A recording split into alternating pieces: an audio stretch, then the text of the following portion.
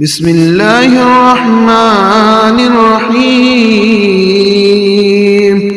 وآية لهم الأرض الميتة أحييناها وأخرجنا منها حبا فمنه يأكلون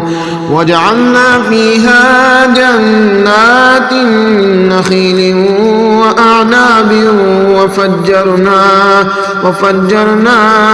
فيها من العيون ليأكلوا من ثمره وما عملته أيديهم أفلا يشكرون سبحان الذي خلق الأزواج كلها مما تنبت الأرض ومن أنفسهم ومما لا يعلمون وآية لهم الليل نسلخ منه النهار فإذا هم مظلمون والشمس تجري لمستقر لها ذلك تقدير العزيز العليم والقمر قدرناه منازل حتى عاد كالعرجون القديم لا الشمس ينبغي لها أن تدرك القمر ولا الليل سابق النهار وكل في فلك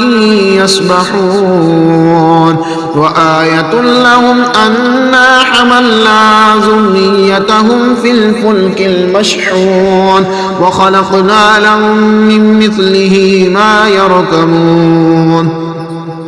وإن نشأ نغرقهم فلا صريخ لهم ولا هم ينقذون إلا رحمة منا ومتاعا إلى حين وإذا قيل لهم اتقوا ما بين أيديكم وما خلفكم لعلكم ترحمون وما تأتيهم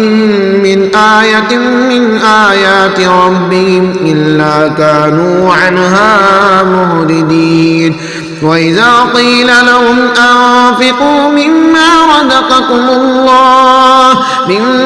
رزقكم الله قال الذين كفروا للذين آمنوا أنطعم من لو يشاء الله أطعمه إن أنتم إلا في ضلال مبين ويقولون متى هذا الوعد إن كنتم صادقين ما ينظرون إلا صيحة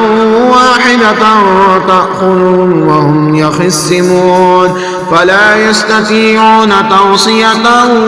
ولا إلى أهلهم يرجعون.